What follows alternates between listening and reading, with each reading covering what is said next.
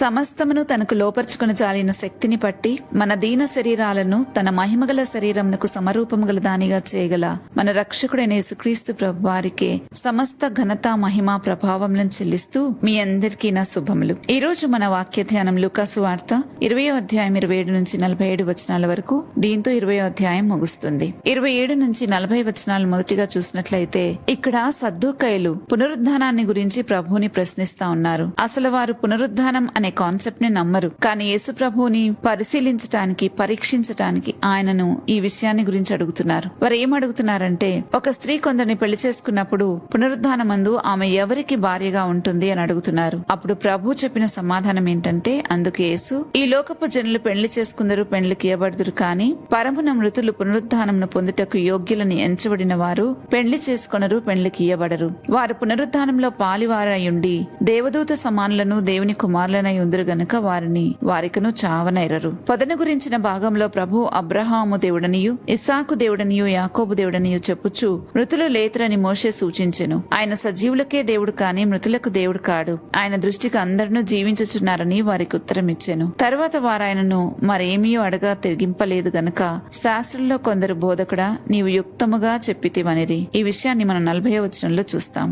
సద్దూకయ్యులు పునరుద్ధానాన్ని గురించి నమ్మకపోయినప్పటికీ వారి ప్రశ్న అడగటానికి కారణం ఏముంటదనుకుంటానంటే, ఈ లోకంలో ప్రతి ఒక్కరికి ఉండే సామాన్యమైన క్యూరియాసిటీ అది. ఏంటంటే, చనిపోయాక మనిషి ఏమవుతాడు అని. కొందరు ఇంకేమి లేదనుకుంటారు, కొందరు తెలియదు అనుకుంటారు, కొందరు ఇంకోదో జన్మ ఉంటుందని ఆశిస్తారు. కానీ ఈ లేఖన భాగం అయితే మనకు చాలా స్పష్టంగా వివరిస్తుంది మరణం తర్వాత ఏం జరగబోతుంది అనేది. ఇక్కడ సద్దూకయ్యులు పునరుద్ధానాన్ని నమ్మరు, కానీ పునరుద్ధానాన్ని గురించి అడుగుతున్నారు. కారణం యేసు ప్రభుతో మాట్లాడించి ఆయన అపహసించాలని, తప్పు పట్టాలని, పరీక్షించాలని. ఈ కారణాల చేత ప్రభుని ఏదో ఒక విషయంలో ఆయన ఇరికించాలనే ఉద్దేశంతో రకరకాల ప్రశ్నలు అడుగుతూ వచ్చారు. కానీ వారు ఆ ప్రశ్నలు అడగటంతో మనకు చాలా విషయాలు తెలియచేయబడ్డాయి. వారికి ధర్మశాస్త్రం అంతా తెలుసు అని అనుకుంటారు, కానీ అందులోని సత్యాన్ని అయితే వారు కనుగొనలేకపోయారు. అయితే ఇక్కడ ప్రభు వారికి ఇచ్చిన జవాబును బట్టి మనకి ఈ రోజు ఏమర్థమవుతుందంటే, ప్రభు చాలా స్పష్టంగా చెప్తున్నారు విషయం ఏంటి అంటే, మనం ఈ లోకంలో జీవించే విధానం వేరు, పరలోకంలో జీవించే విధానం వేరు. అక్కడ ఎవరు పెళ్లి చేసుకున్నారు, పెళ్లికి ఇయ్యబడరు. దేవదూతుల సమానులు దేవుని కుమారులుగా ఉంటారు అని ప్రభు అంటున్నారు. పుట్టిన పిల్లలు ఎలాగైతే పెద్దవారి జీవితాన్ని అర్థం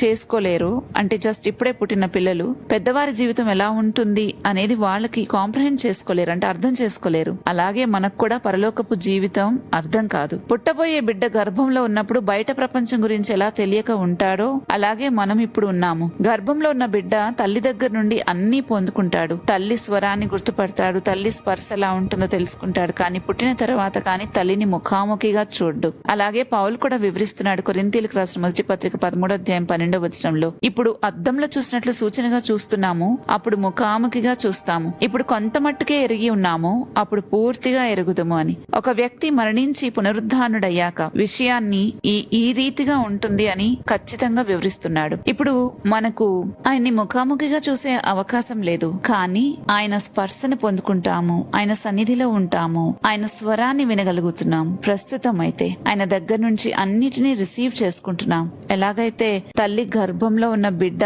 తల్లి దగ్గర నుంచి అన్ని ఎలా రిసీవ్ చేసుకుంటుందో, అలాగే మనం కూడా నరిష్మెంట్ అంతా తీసుకుంటున్నాం మనం ప్రభు దగ్గర నుంచి. అయితే పునరుద్ధానంలో ఆయన్ని ఇంకా ముఖాముఖిగా చూస్తాం. చనిపోయిన ప్రతి ఒక్కరూ ఆయన చూడాల్సిందే. ఆయన దగ్గర నిలవగలిగితే నిత్య జీవాన్ని, అక్షయతను పొందుకుంటారు. ఆయన ఎదుట నిలవలేకపోతే శాశ్వతంగా దూరమైపోవాల్సి వస్తుంది. పునరుద్ధానం లేకపోతే నిత్య జీవం లేదు. యేసుప్రభు అన్నారు, నేనే పునరుద్ధానమును జీవమును అని. మనకు పునరుద్ధానం అంటే ఒక ప్రక్రియ కాదు, ఒక వ్యక్తి.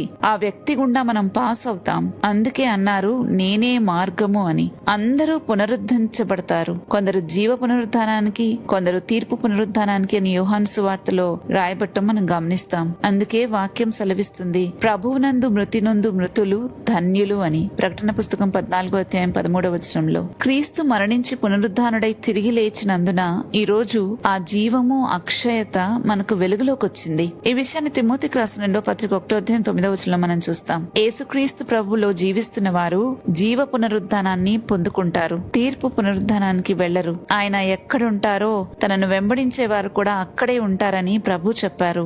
ఆయన ఎట్టివాడై ఉన్నాడో మనం కూడా అట్టివారమై ఉంటాము. కాబట్టి పునరుద్ధానంలో మనం కూడా ఆయన వలె జీవిస్తాము. మన ప్రభువుకున్న ఆశ, ఆసక్తి అదే. మనం ఆయనలాగా ఉండాలని, ఈ లోకంలో ఉన్నప్పుడు ఆయన పోలికలో ఉండాలని, ఆ తర్వాత నిత్య జీవంలో ఆయనలాగా ఉండాలని మనల్ని అందరినీ కూడా ఆ రీతిగా నడిపిస్తా ఉన్నారు.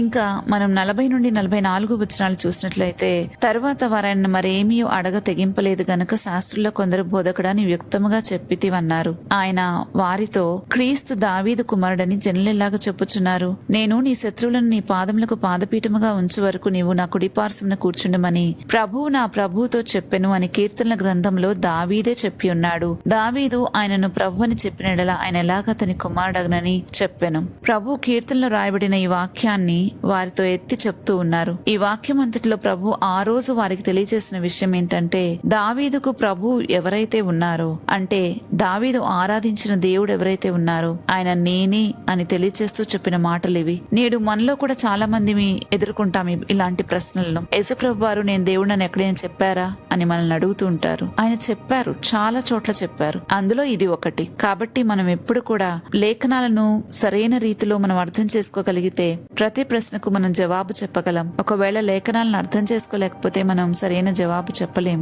అప్పుడు నిజంగా మనం ఎరిగిన వారిని గురించి సరైన రీతిలో మాట్లాడలేక సిగ్గుపడాల్సిన అవసరం వస్తుంది. కానీ మనం ఎప్పుడు కూడా ఆయన ఎదుట సిగ్గుపడనక్కర్లేని పనివానిగా ఉండాలి. అది మనం పనిచేసే విషయంలో కావచ్చు, తెలుసుకునే విషయంలో కావచ్చు, జ్ఞానం సంపాదించే విషయంలో కావచ్చు. అంటే దైవ జ్ఞానాన్ని గురించి నేను మాట్లాడుతున్నాను. కాబట్టి మనం ఎప్పుడు కూడా లేఖనాలను పరిశీలించి తెలుసుకోగలిగే స్థితిలో ప్రతి ఒక్కరం ఉండాలని నేను ఎంతో కోరుకుంటున్నాను. ఇంకా తర్వాత వచనాలు చూస్తే 45 నుంచి 47 వచనాల్లో, ప్రజలందరూ వినుచుండగా ఆయన ఇట్లా, నేను శాస్త్రులను గూర్చి జాగ్రత్త పడుడి. వారు నిలువటంగిలు ధరించుకుని తిరగగోరుచు సంత విధులలో వందనములను, సమాజ మందిరంలో అగ్రపీఠములను, విధులలో అగ్రస్థానములను కోరుదురు. వారు విధవరాండ్ల ఇండ్లను దిగమింగుచు మాయా వేషముగా దీర్ఘ ప్రార్థనలు చేదురు. వారు మరి విశేషముగా శిక్ష పొందుదురని తన శిష్యులతో చెప్పెను. ఈ 47 వచనంతో ఈ అధ్యాయం ముగుస్తుంది. అయితే ఈ చివరి వచనాలను కొంచెం ధ్యానం చేయడానికి ప్రయత్నం చేస్తే మనకు అర్థమవుతుంది.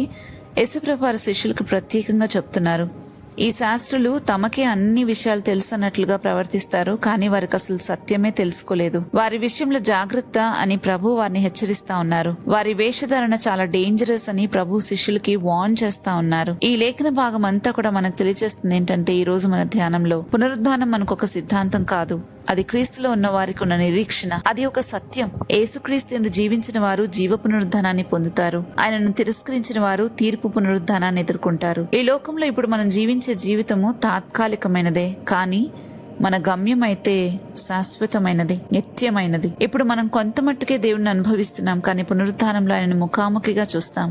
అందుకే వాక్యం చెప్తుంది, ఆయన ఎలా ఉన్నాడో మనం కూడా అట్లానే ఉండబోతున్నామని. కాబట్టి ఇక్కడ మనం ఎలా జీవిస్తున్నామో అన్న దాని మీద మన ఆత్మ యొక్క భవిష్యత్తు ఆధారపడుతుంది.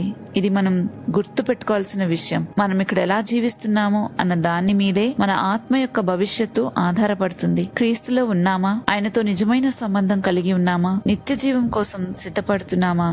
ఈ 3 సంగతులు మనం తప్పక పరిశీలించుకోవాలి, పరీక్షించుకోవాలి. క్రీస్తులో జీవించిన వారికి మరణం అంతం కాదు, అది మహిమకు ప్రవేశ ద్వారమని మనం గుర్తించినట్లయితే నిజంగా మన జీవితం చాలా సంతోషంతో నింపబడుతుంది. గొప్ప నిరీక్షణతో మనం బ్రతుకుతాం. ఇతరుల వల్లే ప్రతిదాని గురించి చింతించకుండా దేవునితో మనం చాలా సంతోషంగా మన జీవితాన్ని గడపగలుగుతాం. ప్రార్థించుకుందామా?